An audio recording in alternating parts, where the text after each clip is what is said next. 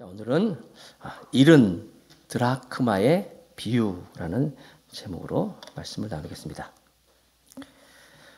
누가복음 15장은 예수님께서 십자가에서 못 박히기 전 6개월 전, 그러니까 예수님의 사역이 한 3년 반인데 3년 정도 지난 후 예루살렘을 향해서 가는 길에서 이제 하신 말씀, 일어나는 일들입니다.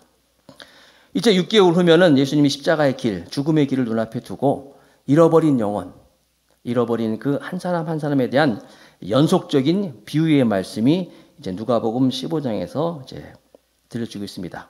우리가 잘 아는 것처럼 누가복음 15장에는 세 가지 비유가 나오는데 잃은 양의 비유, 잃은 드라크마의 비유, 그리고 잃은 아들, 탕자를 알고 있죠. 이런 비유가 나옵니다. 공통점은 아주 소중한 것을 잃어버렸어요. 그리고 그것을 다시 찾습니다. 그리고 찾은 후에 그 기쁨, 이렇게 표현되어 있어요. 제가 대학원에서 이제 박사 코스 공부를 하고 있는데 발제 순서가 됐어요. 제가 이 발제를 하는데요, 정말 무시무시해.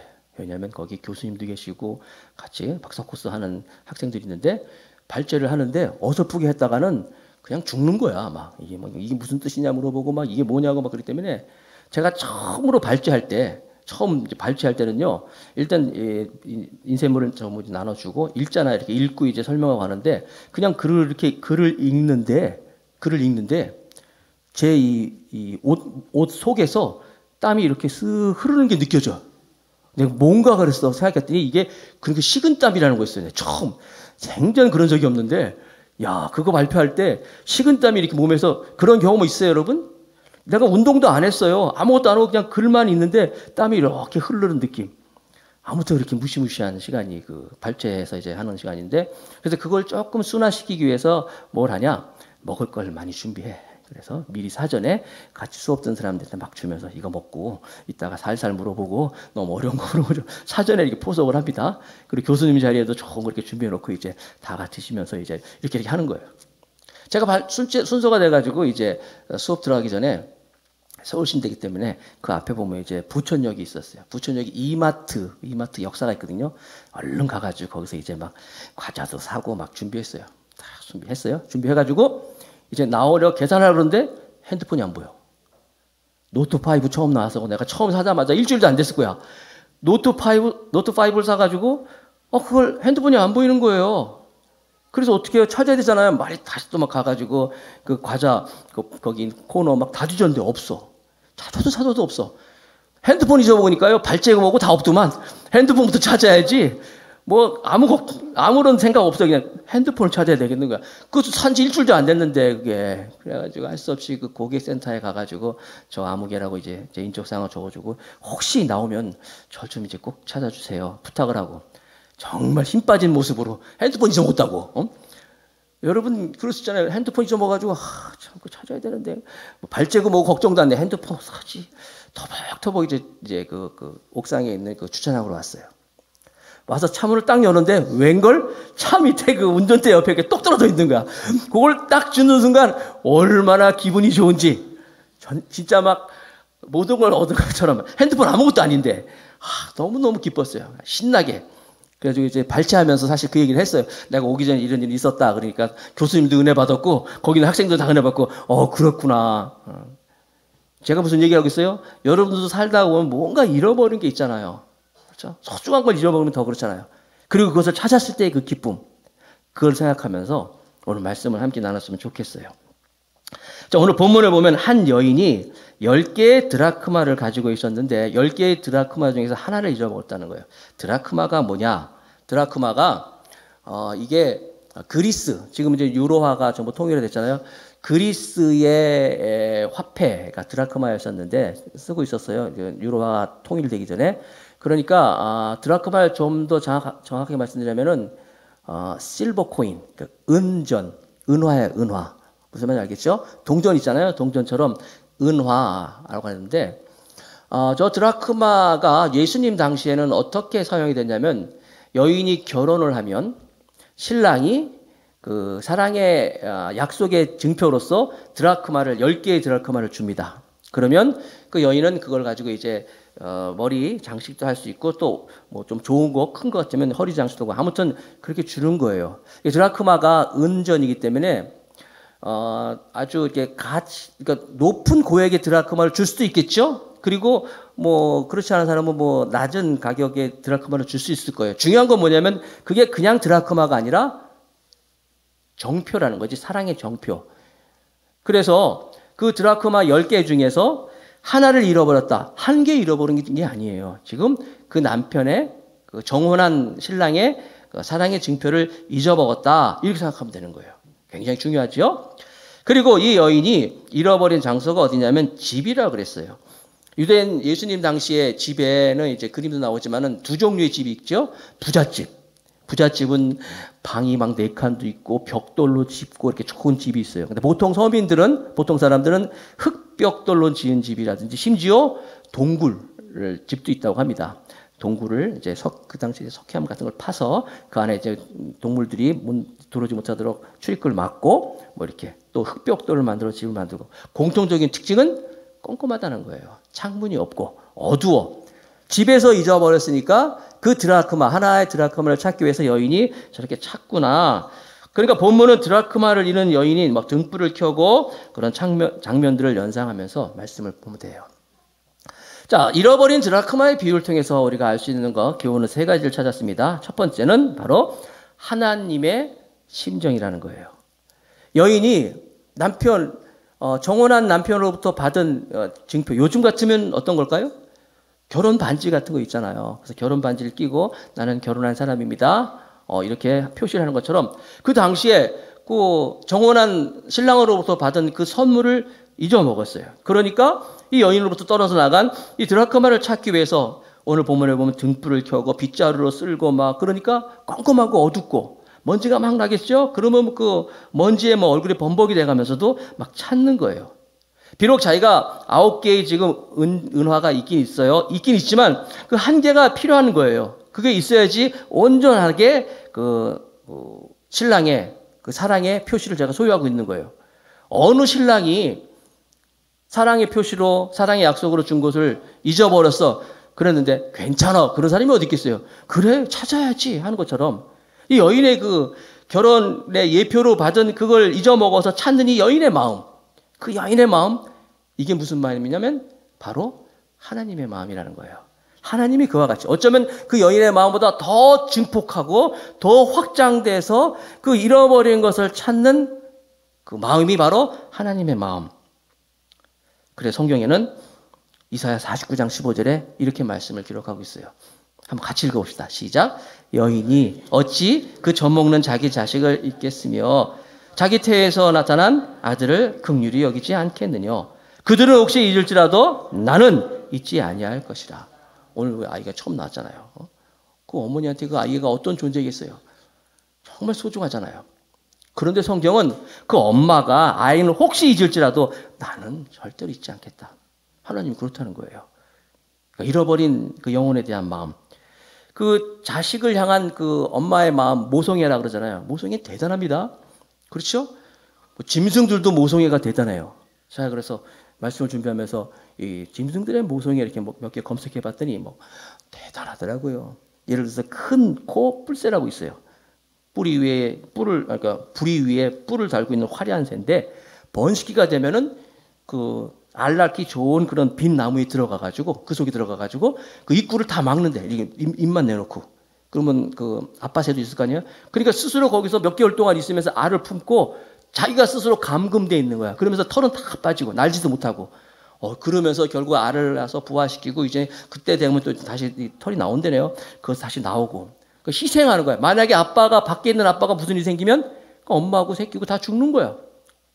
문어 있죠. 문어들도 여러분 산란기가 되면은 2만 에서 뭐 10만 개 정도의 알을 낳는데 우리 먹잖아. 문어 숙회 먹지 않습니까? 그런 것처럼 문어들도 그 알들을 꽉 품고 알을 품고 뭐 많게는 3개월까지 먹지도 않고 잠도 안 자고 그걸 품고 있대요. 그러면서 이게 자기가 품었던 그 알들이 막 부화가 되면서 자기 엄마의 살을 막 먹는 거예요. 희생하면서까지. 대단하죠. 전에 어떤 분은 그 제초, 그 산소 제초하기 위해서 그 제초기 가져가가지고 막 이렇게 윙 하면서 이렇게 하고 있는데 자기도 몰랐대. 윙 하다 보니까 뭐가 물컹하게 딱 해서 보니까 그 꿩은 암컷을 까투리라 그러대요. 까투리 한 마리가 그 윙 하는데 그 윙 하는 사이에 그냥 잘라진 거야. 다친 거야. 그 문제는 뭐냐면 아니 윙 소리가 나도록 있는데 왜 얘가 움직이지 않고 거기서 있었냐는 거지. 근데 그렇게 까투리가 죽은 걸 보고 나서 들춰보니까 그 안에 알들이 있더라는 거지. 그 알들을 품고 있는 그 어미의 그 마음. 자기가 죽을 줄도 알면서 피하지 않고 이게 모성애라는 거예요. 짐승들도 이렇게 모성애가 대단한데 그렇죠? 사람들도 얼마나 자식에 대한 엄마의 마음이 있습니까? 그런데 그 마음을 가지고 하나님이 말씀하시는 거예요. 그런 엄마들이 잊을지라도 나는 절대로 잊지 않겠다. 하나님은 우리를 잊을 수 없다는 거예요. 하나님은 우리를 떠나지 않겠다는 거예요. 나에게 관심을 가지고 나에게 말씀하시고 정말 나를 가까이 하시는 그 하나님. 잃어버린 한 사람 한 사람에 대한 마음, 바로 이것이 오늘 드라크마를 찾는 여인의 마음이 하나님의 마음이다. 이 마음을 여러분들이 오늘 말씀을 통하여서 경험하기를 축복합니다.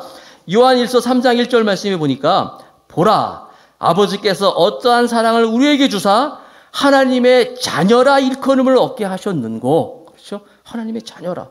우리가 그러하도다. 그러므로 세상이 우리를 알지 못함은 그를 알지 못함이니라.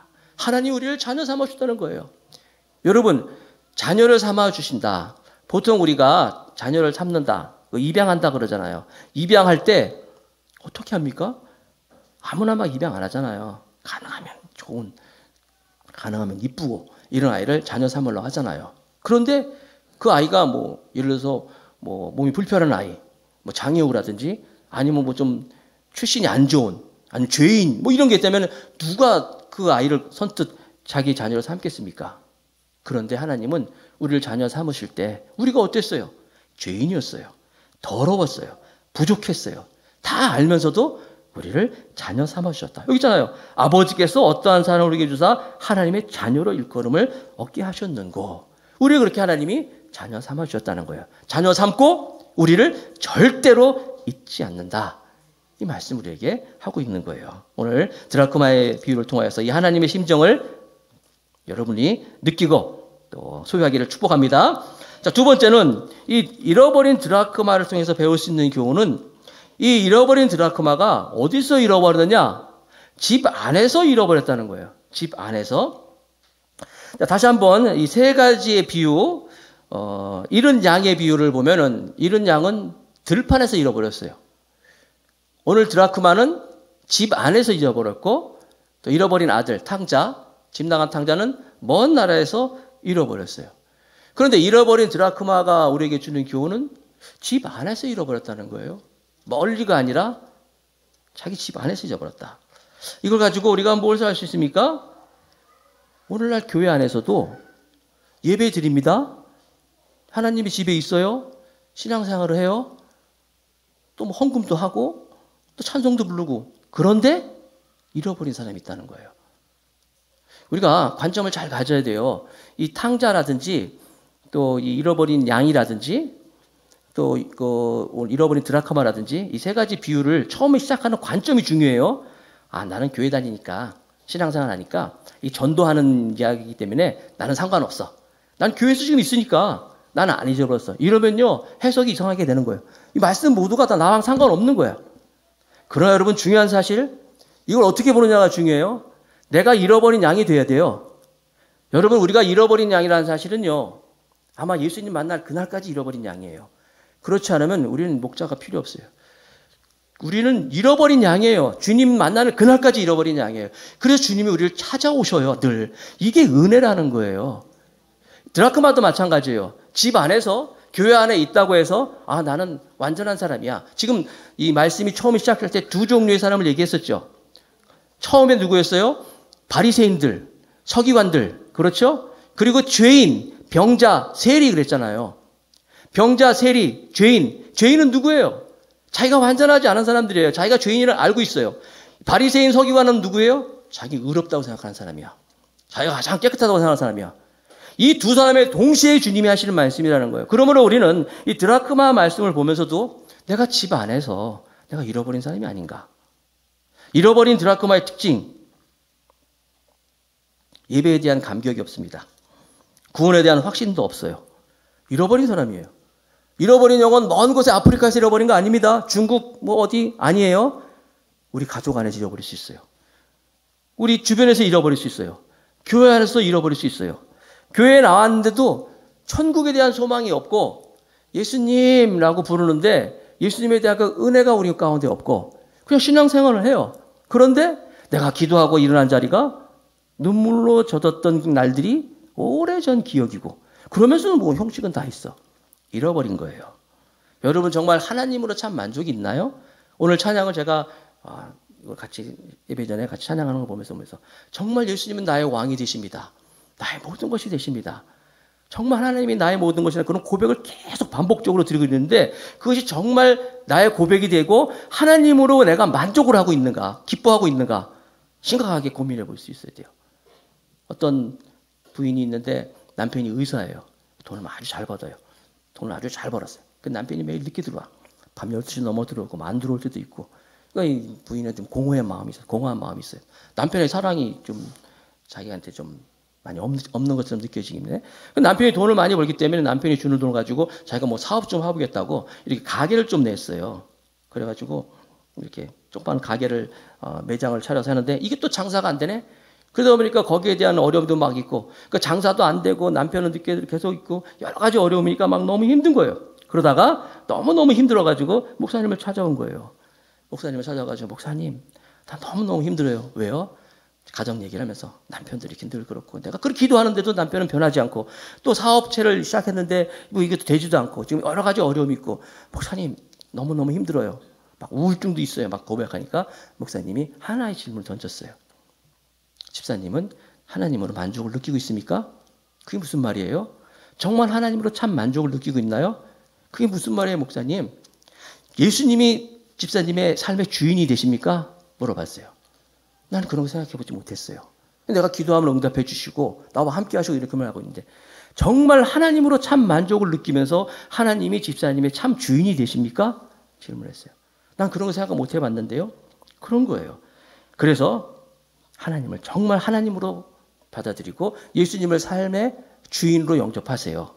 예수님이 집사님의 삶의 진정한 주인이 되시고 정말 그 은혜가 넘치면은 집사님은 지금 무슨 다른 종교에서 뭐 종교 생활하는 거나 교회에서 신앙생활을 다룰 것이 하나도 없는 것 같아요. 하나님을 어떤 뭐 자기의 이익을 요구하고 자기의 어떤 것을 이루어주는 그런 하나님이라고 생각하는데 그 정도의 하나님이 아니라 매 삶에서 나의 삶의 주인이 되시고 나의 모든 것이 되시고 나에게 참 만족을 주시고 나는 그 하나님으로 예수님으로 내가 만족을 누리고 있다고 그런 삶을 그런 신앙생활을 하기를 원합니다. 말씀했어요. 이 집사님이 그래요 목사님 내가 지금부터는 예수님을 나의 삶으로 모시고 살겠습니다. 라고 고백했습니다. 무슨 말인지 잘 모르겠어요, 여러분?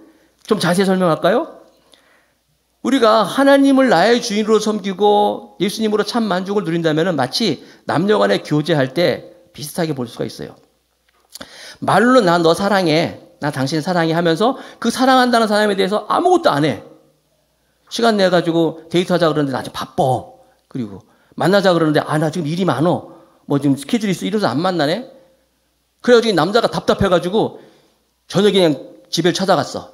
야, 나 너희 집 앞에 있는데 좀 만나자. 나와라 그랬더니 나 지금 연속극 보고 있는데 나 이거 봐야 되는데 이러고 안 나와. 이게 사랑이에요? 너 나 사랑하니? 나 사랑해. 나 말로는 사랑한다고 해. 그런데도 시간도 안 내고 아무것도 그 파트너에 대해서 참 만족도 없는 거예요. 그거 가짜입니다, 여러분. 우리도 마찬가지예요. 우리가 신앙생활 하면서 교회 와서 예배하고 신앙생활 하면서 믿음 생활 하면서 정말 주님으로 참 만족을 누리고 있는가? 이분은 주님 사랑합니다. 주님 찬양합니다 하면서 입술로만 찬양이 아니라 진정으로 주님을 사랑합니다. 그리고 하나님으로 난 참 만족을 누립니다. 참 좋으신 나의 주님입니다. 오늘 찬양 들었잖아요. 그렇잖아요. 정말 하나님은 나의 좋으신 주님입니다. 그래서 그 하나님만 계신다면은 다른 것 좀 없더라도 나는 하나님으로 살 수 있어요. 이게 바로 하나님과 우리의 관계라는 거예요. 그런데 교회 안에서 신앙생활을 하면서 그런 관계가 없어. 그러면서 신앙생활을 해요. 교회는 와요. 저와 여러분들이 교회 안에서 내가 잃어버린 그런 영혼은 아닌가. 진정으로 내가 하나님 앞에 결단이 있는가. 행동이 있는가. 빌리그레함 목사님이 영국에서 집회를 했습니다. 영국에서 집회를 했는데 그 집회에서 한 술집 주인이 예수님을 믿었어요. 예수님을 영접했어요. 그리고 예수님을 믿고 영접하고 나가서 이 술집 주인은 집에 가서 자기 집 앞에 써붙였습니다. 술집 문을 닫겠습니다. 그럼 밑에 나는 오늘 예수님을 믿었습니다. 나는 오늘부터 예수님을 믿기 때문에 술집 문을 닫습니다. 여러분, 이게 정말 예수님만 있으면 된다는 거예요. 예수님만 있으면. 김익두라고 우리 한국교회에 그 유명한 목사님이 계신데 이분은 주목 출신이었어요. 그래가지고 그냥 얼마나 그냥 무서운 분이냐면 시장에서도 사람들이 김익두다 그러면은 뭐 과장된 얘기겠지만 가지고 있던 거 다 버리고 도망갔대요. 그냥 뺏기는 건 물론이고 뭐 행패나 당하지 않을까봐 김익두 그러면 사람들이 막 도망다녔다는 거예요. 그런데 이 김익두라는 사람이 예수님을 믿었어요. 그리고 나서 그가 호회라 그럽니까? 그것처럼 뭐 전단지를 막 뿌리고 다녔어요. 부고장을 던졌대요. 뿌리고 다녔대요. 뭔가 봤더니 김익두는 오늘로 죽었습니다. 정말 결단한 거예요. 왜? 예수님만 있으면 되니까. 예수님으로 자기 살겠다는 거예요. 여러분, 교회 안에서 정말 예수님만 고백하고 예수님을 믿는다 하면서도 예수님 없이도 살아가는 사람들이 많이 있다는 거예요. 잃어버린 영혼이라는 거예요. 요한일서 2장 4절 말씀. 요한일서 2장 4절. 저를 아노라 하고 그 계명을 지키지 아니하는 자는 뭐 하는 자라고요? 거짓말하는 자요. 진리가 그 속에 있지 아니하되. 거짓말이라는 거예요. 형식은 다 있죠. 거짓말이라는 거예요. 자, 한번 생각해 봅시다. 이 은화가 10개의 드라크마 중에 하나가 잊어버렸잖아요. 얘가 떨어졌어. 어디 있겠어요? 얘가 지금 어디 있을까? 눈에 보이는 데 있으면 금방 찾을 수 있잖아요. 등불을 켜고 막 비로 쓸 정도로 안 보일 정도면 어디 있어요? 어디 구석에가 처박혀 있는 거예요. 그렇죠? 뭐 장롱 밑에 있을 수 있고 아니면 어디 구석에 있어요. 그러면 그 구석에 뭐가 있나요? 구석이 깨끗한가요? 거기 온갖 나쁜 거, 더러운 것이 있을 거 아니에요. 먼지도 있고 막 있을 거 아니에요. 지금 은하가 잃어버린 드라크마가 거기 있습니다. 자기 주변엔 깨끗하지 않아요. 더러워요. 먼지가 잔뜩 있어요. 그런데 거기서 그냥 있어 혼자. 잃어버린 양 같은 경우는 하고 울기라도 했을 거야. 그죠? 나 여기 있다고 표시라도 해. 잃어버린 탕자 같은 경우는 돌쳐서라는 말이 나와요. 돌쳐서. 돌이킨다는 거예요. 반성한다는 거예요. 내가 아버지 집에 있었으면. 이렇게 또 반성이라도 해. 양을 울기라도 해. 드라크마는요, 가만히 있어요. 그러니까 자기가 잃어버린 그 상태에서 그대로 있어. 무슨 얘기예요? 몰라. 교회에서 잃어버린 사람, 자기가 잃어버린지도 모른다니까요. 잃어버린 것도 이거 심각한 거 아닙니까? 아프면 자기가 아픈 걸 알면 치료라도 받을 수 있지. 아픈지도 모르는 것처럼 잃어버리고 있다는 거예요. 이게 비극 아닙니까? 이게 신앙인의 비극 아니겠어요? 오늘날 많은 사람들이 신앙생활 하면서, 교회생활 하면서 이처럼 자기가 잃어버린 것도 모르고 그냥 뭐 정상인 것처럼 있는 사람이 있다는 거예요.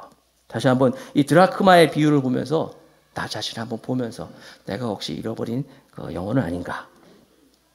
자, 요한 1서 2장 16절 17절 말씀은 유명한 말씀입니다. 같이 한번 읽읍시다. 시작.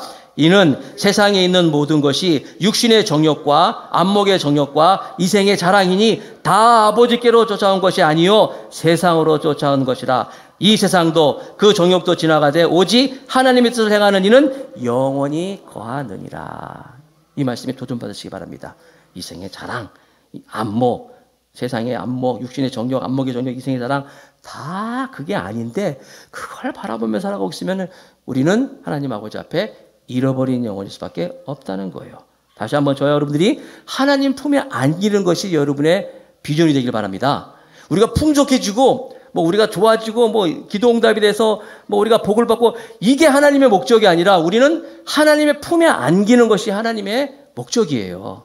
일이 좀 안 되더라도 이 잃어버린 드라크마는요, 여인의 품에 돌아와야 돼요. 그게 온전해지는 거예요. 다시 한번 저 여러분들이 정말 하나님은 참 좋으신 하나님이고 하나님 없이는 내가 살 수 없습니다 고백하며 나가는, 그렇게 돌아오는 하나님께 찾아지는 영혼이 되기를 축복합니다. 자, 마지막으로 세 번째, 잃어버린 드라크마를 통해서 배울 수 있는 교훈은 등불의 의미라는 거예요. 이 여인이 막 찾죠. 그림 보여주세요. 막 찾아요. 그냥 찾는 게 아니라 등불을 켜고 막 찾아요. 이 등불이 대체 무엇일까? 등불의 의미는 무엇일까? 바로 사랑, 하나님의 은혜, 헌신, 이게 다 담겨져 있는 거예요. 이 사랑으로 말미암아서 우리가 하나님께 돌아오는 것이고 또 더 나아가서 이 사랑으로 말미암아서 다른 잃어버린 영혼들도 우리가 찾을 수 있는 거예요. 바로 이것이죠. 바로 사람은 다 이기적일 수밖에 없지만 이 사랑과 친절과 하나님의 은혜가 나를 하나님께 돌아오게 하는 것이고 또 내가 다른 사람들을 주께로 인도할 수 있는 축복의 통로의 도구가 될 수 있다는 거예요. 저 여러분들이 이런 사랑을 소유한 하나님의 사람들이 되길 바라겠습니다. 유명한 말씀은 고린도전서 13장 13절 그런즉 믿음, 소망, 사랑 이 세 가지는 항상 있을 것인데 그 중에 제일은 사랑이라 했어요. 나는 우리 더 감사교회 오늘 예배하는 여러분들이 바로 이런 사랑의 사람이 됐으면 좋겠어요. 이 사람들이 등불을 드는 사람들이에요. 이 사랑으로 인해서 내가 주 앞에 돌아왔고 그렇죠? 이 사랑이 없으면 소리나는 구리와 울리는 꽹과리가 되는 거예요. 내가 이 사랑으로 내가 주 앞에 돌아왔고 또 이 사랑과 친절로 인해서 내가 다른 사람을 주께로 인도하는 사람이 된다는 거예요. 목적이 있는 삶. 리고레 목사님 글 또 읽어드릴게요. 인생에서 가장 중요한 것은 성공이나 성취가 아니라 관계입니다.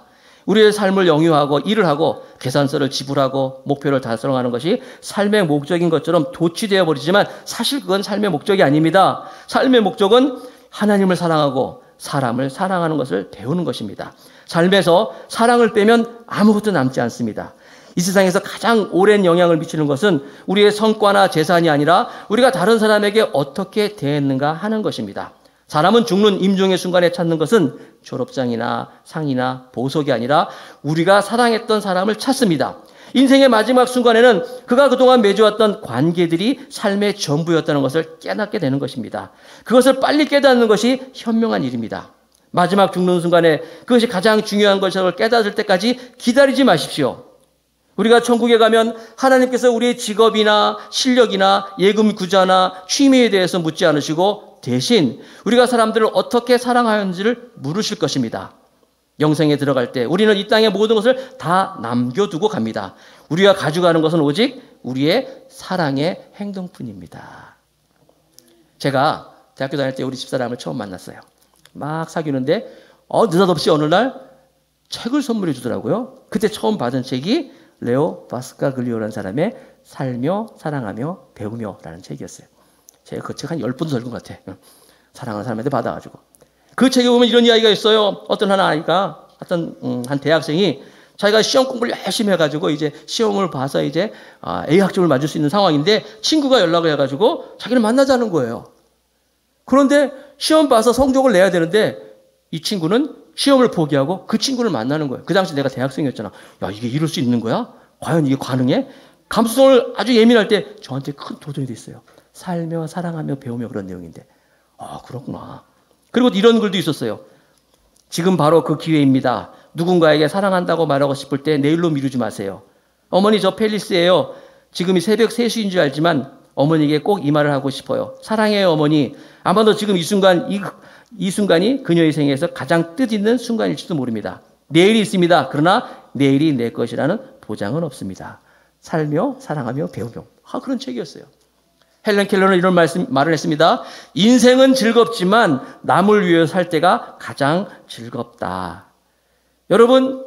여러분들에게 주어진 달란트, 여러분에게 주어진 시간, 여러분에게 주어진 재능 여러 가지 이것을 다른 사람을 위해서 헌신하는 것, 그게 등불이라는 거예요. 그 등불이 켜질 때 잃어버린 드라크마가 찾아진다는 거예요.